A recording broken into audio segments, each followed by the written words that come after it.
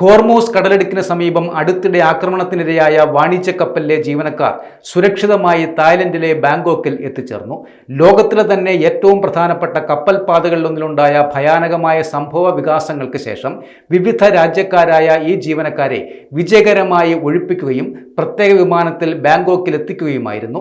ഇതോടെ ഇവരുടെ കുടുംബാംഗങ്ങളുടെ ദിവസങ്ങൾക്ക് നീണ്ട ആശങ്കകൾക്കാണ് ഇപ്പോൾ വിരാമം ഇട്ടിരിക്കുന്നത്. വാണിജ്യ കപ്പലിന് കാര്യമായ കേടുപാടുകൾ വരുത്തിയ ഈ കടലാക്രമണം മിഡിൽ ഈസ്റ്റിലെ കപ്പൽ ഗതാഗത സുരക്ഷയെക്കുറിച്ചുള്ള ആഗോള ആശങ്കകൾ വീണ്ടും ശക്തമായിരിക്കുകയാണ്.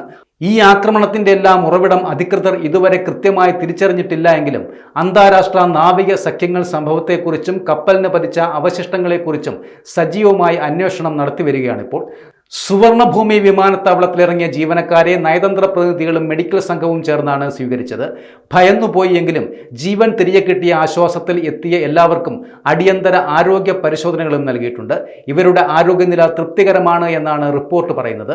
അവരവരുടെ സ്വന്തം രാജ്യങ്ങളിലേക്ക് തിരികെ അയക്കുന്നതിന് മുന്നോടിയായി ഇവർക്ക് ആവശ്യമായ എല്ലാ പിന്തുണയും അധികൃതർ നിലവിൽ നൽകി വരികയുമാണ്. ഈ പുതിയ ആക്രമണത്തിന്റെ പശ്ചാത്തലത്തിൽ ഗൾഫ് മേഖലയിലൂടെയുള്ള തങ്ങളുടെ കപ്പലുകളുടെ യാത്രാ സുരക്ഷ മാനദണ്ഡങ്ങൾ അടിയന്തരമായി പുനഃപരിശോധിക്കാൻ പ്രധാന കപ്പൽ കമ്പനികൾ തീരുമാനിച്ചിട്ടുമുണ്ട്.